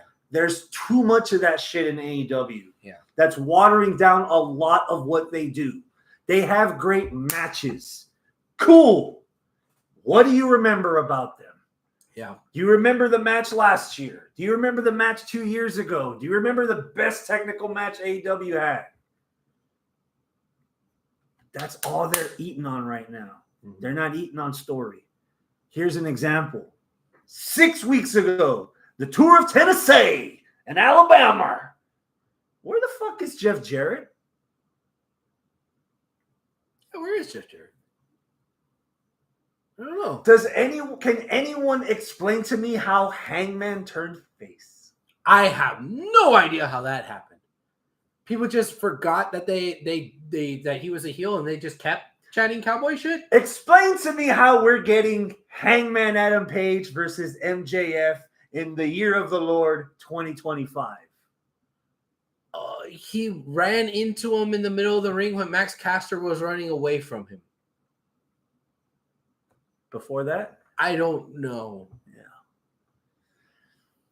There were some rumors that had been hitting the internet weeks ago that now they're booking the show weekly instead of looking ahead. And I'm seeing it. Okay. Because it's lacking a lot of cohesiveness storyline wise. Mm-hmm. You know, year 1, year 2 of AEW, to Tony Khan's credit, if there was a storyline that wasn't working, shit got cut. Yeah. Why the fuck are we still doing Death Riders? Yeah. Why the fuck is Dustin and Sammy Guevara Ring of Honor tag team titles when they don't have a Ring of Honor show on the television that we can watch, that we can get on Max the next day to watch weeks later? Why are we still doing this? Yeah. Why is the old Staples Center not even 25% sold for Revolution in 2 weeks? If you want to tie it straight to Brian Keith, they don't know where they want to shit with Brian Keith. I would say they're not shitting or getting off the pot. They don't know where they want to shit because they're really, it seems like officially they're trying to push the bad apple. Unofficially and kind of like in hushed tones, they put over the bounty hunter. Because on commentary last night, one of them, I can't remember who, actually even brought up collecting a bounty, the bounty hunter. But that's not his name. That's not his nickname. That's not who he is. He's the bad apple. So I think one of them even kind of corrected themselves from saying the bounty hunter to the bad apple. And it sounded like bounty hunter, bad apple. What? Okay. Personally, I think the bounty hunter gimmick is a little bit more fleshed out than the bad apple gimmick. The bad apple gimmick is, the learning tree, and he's the bad apple on the learning tree, and it's just kind of a stupid pun for bad Jericho gimmick. Whereas the bounty hunter is actually fully fleshed out. And I know it sounds like it's not, he's a bounty hunter, but no, like he actually has fucking Posters. lore and posters and catchphrases and like el hombre con el what was it? El hombre con el halo negro or something like that. The man with the black halo, is that what it was? Something like that. Maybe. But yeah, he had like fucking lore. Bad Apple doesn't have any of that. And you're missing the third part. Okay, what's that? Somebody is trying to push Bounty Hunter. Somebody else is trying to push Bad Apple. The crowd is chanting for Big fucking Bill. And instead of getting more of a fleshed out, centered Brian Keith, whether it's one way or the other, or Big Bill, what are we getting? Ring of Honor, World Champion, Chris Jericho. El Nueve. Yeah. El Nueve.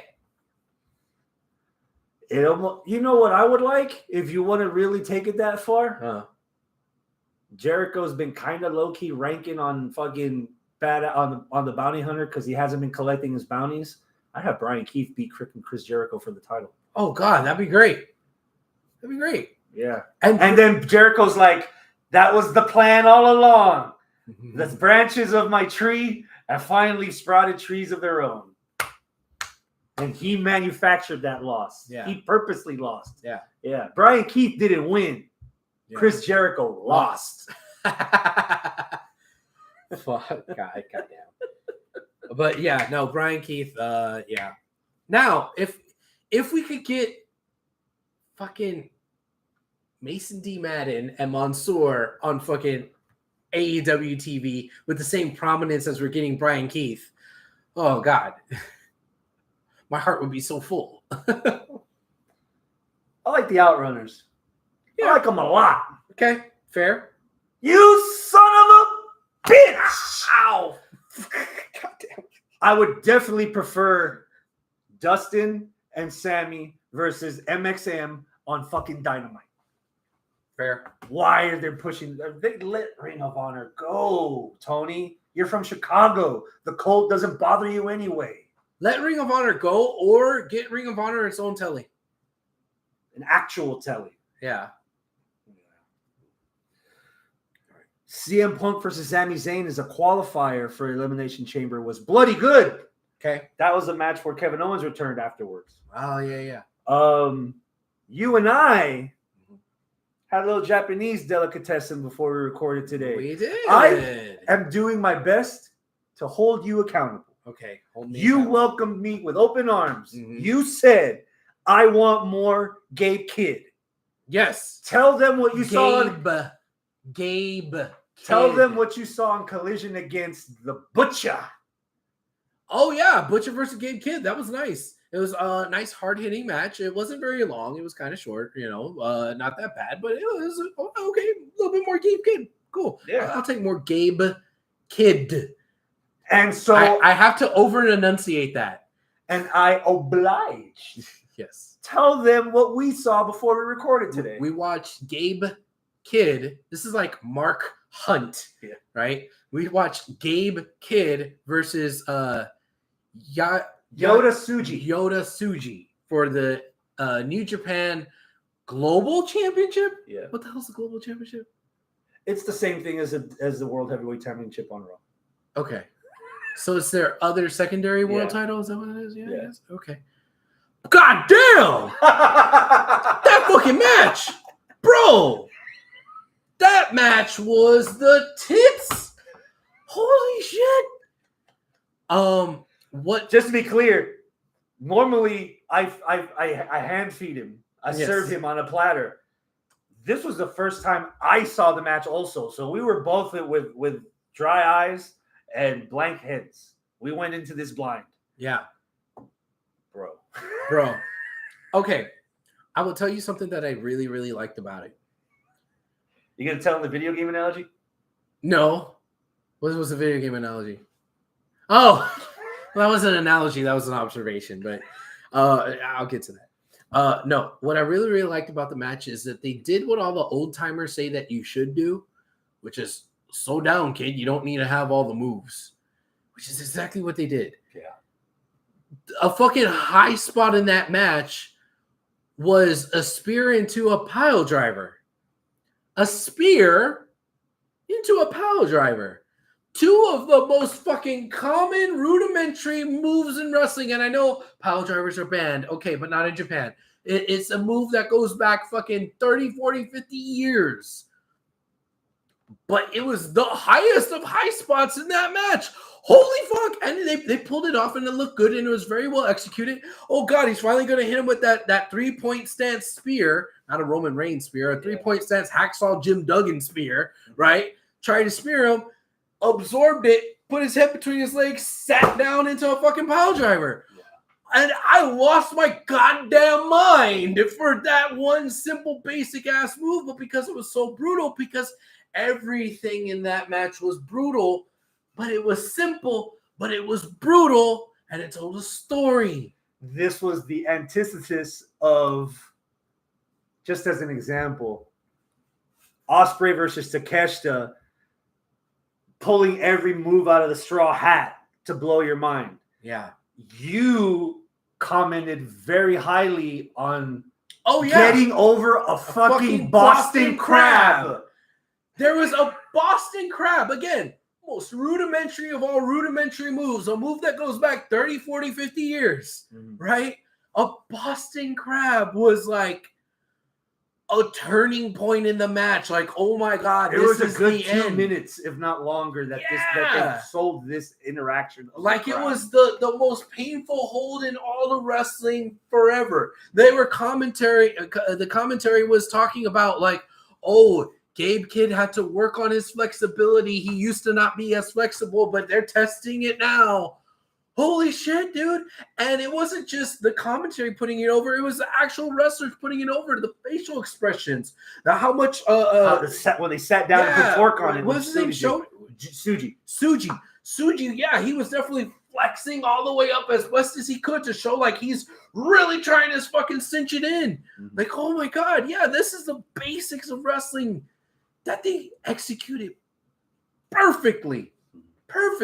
And this was, if you're a fan of this, a strike off. There wasn't very many grapples. There wasn't very many holds. There definitely wasn't a whole lot of high spots. There was a few spot on the turnbuckle turn to clothesline, yeah. But this was a slap, chop, hit, punch, thrust, kick fest. This was a slugfest. Yeah. It was a beautiful slugfest. Yeah. But it was a slugfest. It was more with less. Yeah. Yeah. Liked it a lot. And to prove that we both went in blind, I needed this. I made sure that I waited for you to watch the build promo.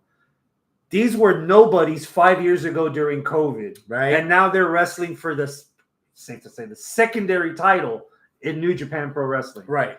And we go back to Okada and Omega 3 in the G1.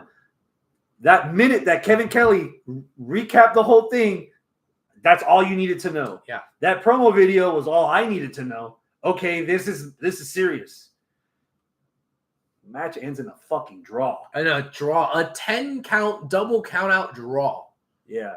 Not count out. They were both like not out ringside. Yeah, not count out. Knockout. Double knockout. Which threw me off for a number of reasons. One, because Soda actually made it to his feet, but he didn't stand upright.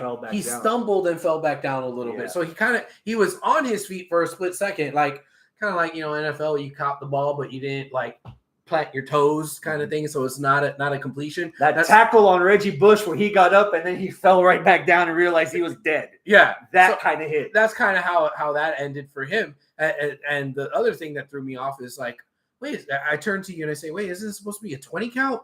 But no, for the knockout count outs in the ring is 10. Yeah. Outside the ring is 20. I was like, oh.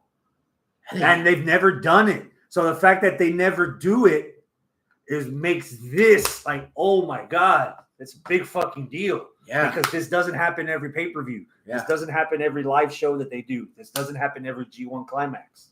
So the fact that it ended like that, storyline wise, what you're telling me is you gave me all this. I want more. And you gave me the perfect excuse to have more. Yeah. Yeah. We talked about it off camera before we hit the buttons. Gabe Kidd had his coming out party. He's in our match of the year candidate with Kenny Omega. Mm-hmm. It would not be in his best interest at this time to take another pinfall. Tsuji on the role he's in right now, it would not be in his best interest right now to lose the belt. That was a perfect ending.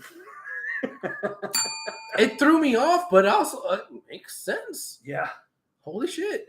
And then there was something that doesn't happen in New Japan. There were shenanigans after. Like they wanted more. They wanted more. They kind of rolled up over and faced each other and like, you motherfucker. You made me get a draw? You motherfucker. You made me get a draw. And then they started headbutting each other while on all fours. And then forearming. Kid got a forearm. And then Red Shoes is like, yes, yeah. Mr. Sherman, everything stinks. Red Shoes is like, they're there. Yeah. They're there. And then more people came out and whatever. But yeah, that just as an observation, that was the same show where Zack Sabre Jr. lost the belt to Hiroki Goto. Hiroki Goto is finally New Japan World Champ. Their next big show, I would hazard to guess, the main event is the rematch with Kid and Tsuji. Okay. Because okay.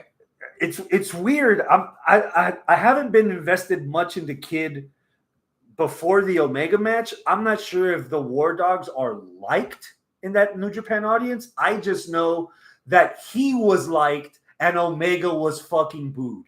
Yeah. And in this match, both of them were getting cheers. Right. Neither of them were getting heat. Yeah.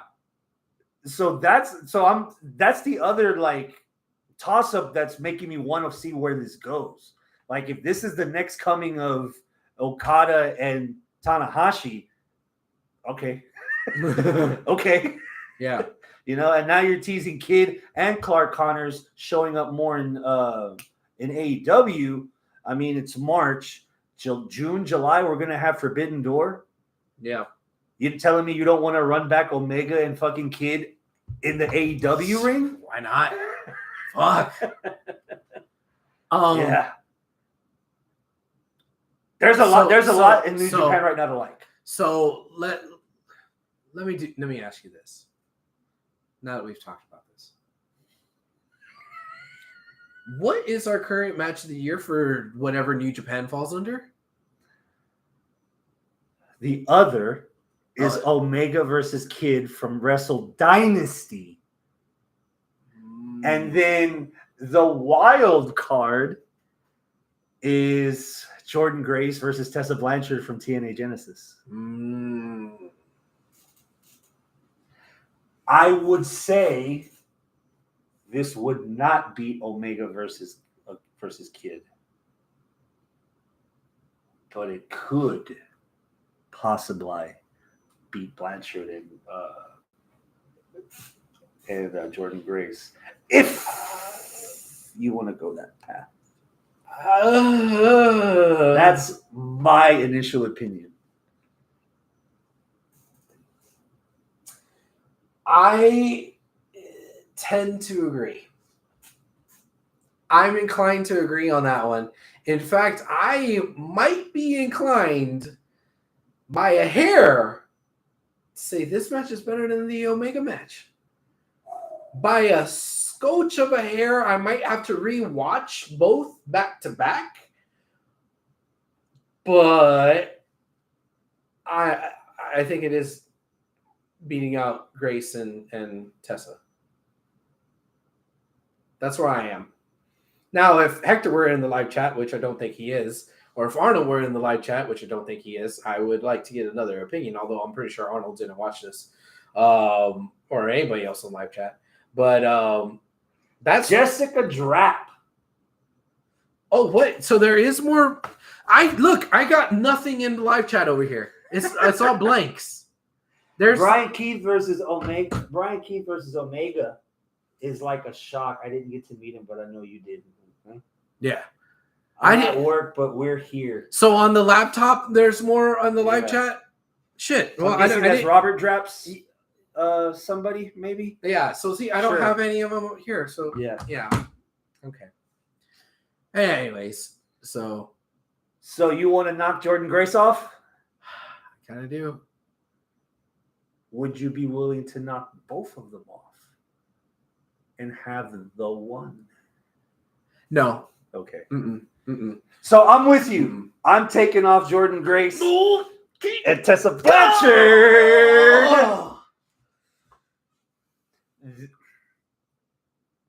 With the caveat of I wouldn't be surprised if a WWE women's match ends up on this list later. Yes. This might not be the last ladies' night. Yeah, definitely not. Especially with Jordan Grace now in NXT. Oh, yeah.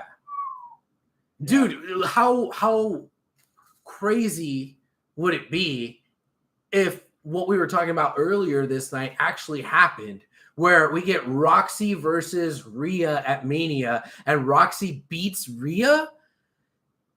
That right there, just the shock value of that could be enough to say, wow, fuck, that's match of the year worthy. But then if they also them two put on as badass of a match as I know they potentially can put on, that right there could fucking be match of the year. Yeah.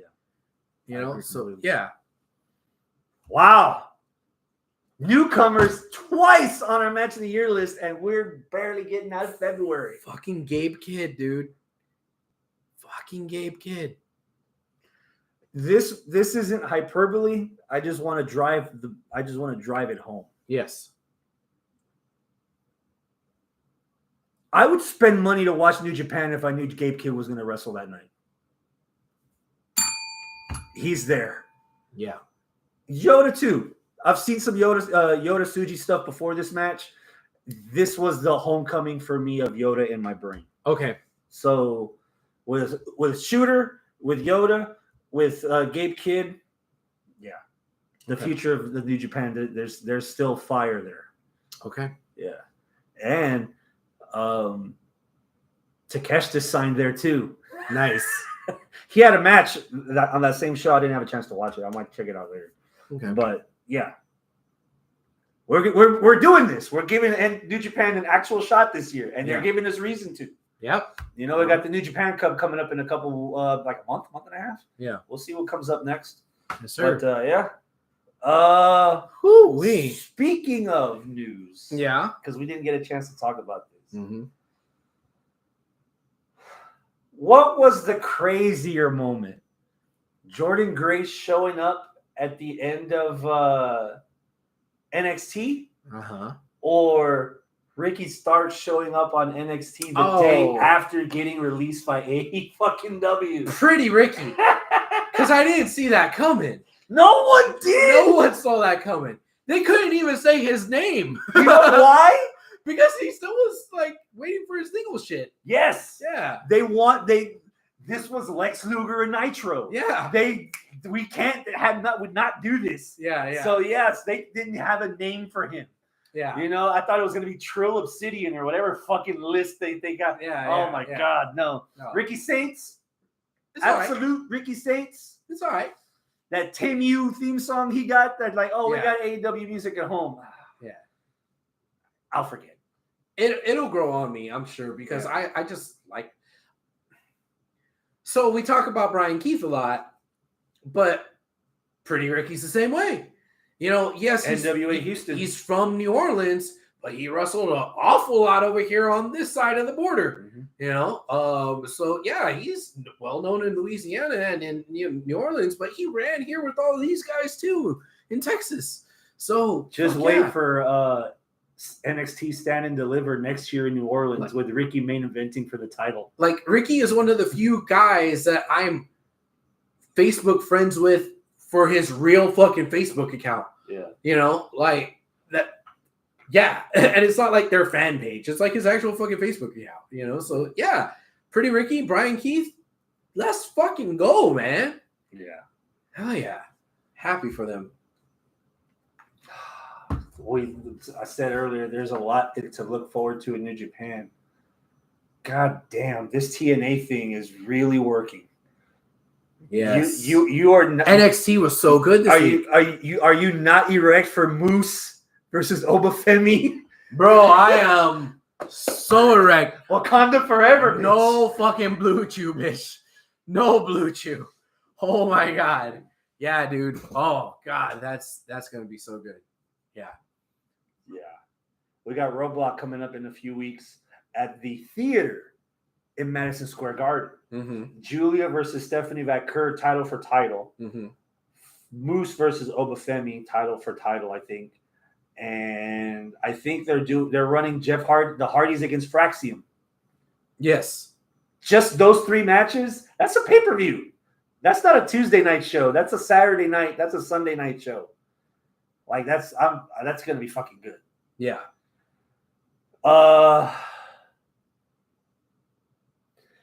Do you have any tears to shed for any of the WWE releases that happened weeks ago? No. I don't. All of them had to go? I don't or all of them had no use in the current timeline of WWE? I don't think they had to go, but I also think it makes sense. I mean, it sucks that somebody's out of work, but also this is probably the most prolific pro wrestling has been in our lifetime. They could go to TNA, they could go to AEW, they could go to New Japan, they could go to CMLL, they could go to wherever. Rev Pro, fucking AAA. There's places to go get work.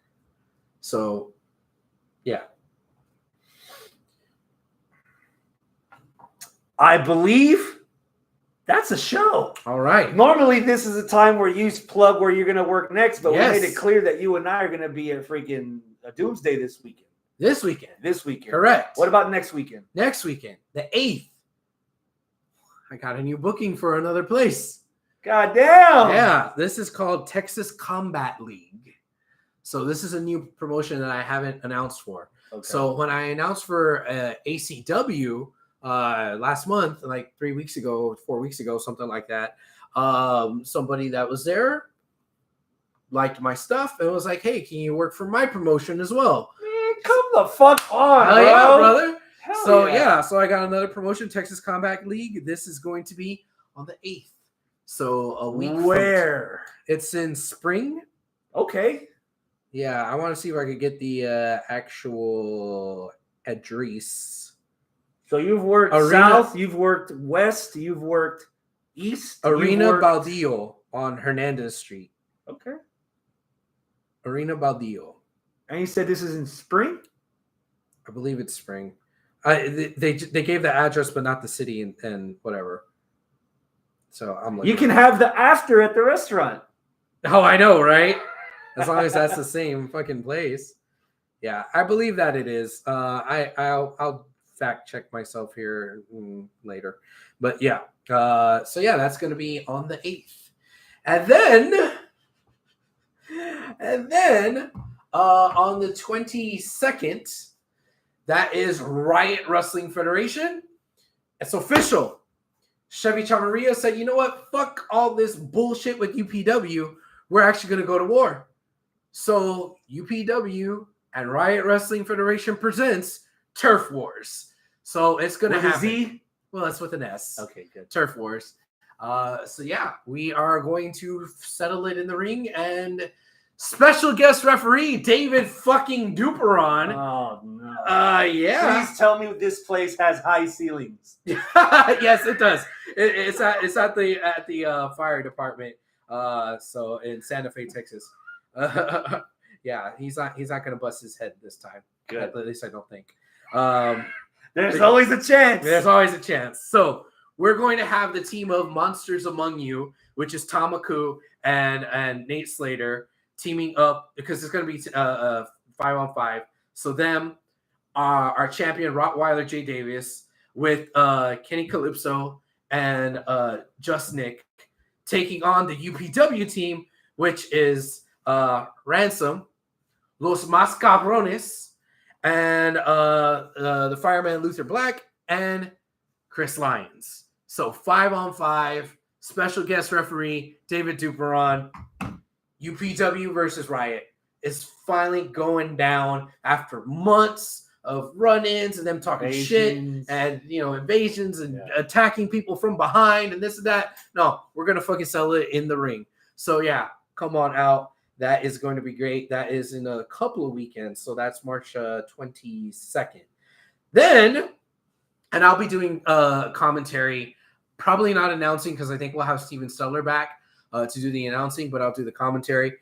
Then, the next fucking day, the 23rd, Sunday, your boy's going to be ring announcing for Native Ways Entertainment again. So Native Ways in Alvin, Texas. So kind of in the same, vicinity, South Texas. Your boy's going to be doing some ring announcing for Native Ways again. So yeah, it's going to be a busy March for me. All right. I don't know when the next ACW is. I would assume that they would want me again, I hope, for the next ACW. So yeah, your boy's getting bookings. Getting some bookings, man. Hell yeah. So tentatively, yeah, we record on Thursday. Yes. Next weekend is AEW Revolution. However, oh sure, now that I went over to fucking Facebook to see that stuff, when I go back in, my live chat just fucking updated and there it is. Yeah, what's up, Jessica? And then Rajveer is still in the chat. Thank you, Raj. New blood tonight. Yeah. He says that he likes the new name of Ricky Saints. He likes next Thursday, I will be at the rodeo. You'll be at the rodeo? Yes. On Thursday? Yeah, HWR is performing. Oh, bitch! You're right, HWR. Yeah. So we can come back in 2 weeks and review Elimination Chamber and Revolution. Okay. Because there will probably be slim pickings between 2 weeks from now and WrestleMania weekend preview. Okay. There's probably going to be like 5 weeks or 4 weeks in between. Okay. So we can do not next Thursday, but the Thursday after. Okay. And see where we're at. Okay. And see what the Mania picture is looking like. See how far Bob Ross has gotten on that. Yeah. That's it, bro. All right. That's it. Thank you so much. Adios, my friends. Keep it classy.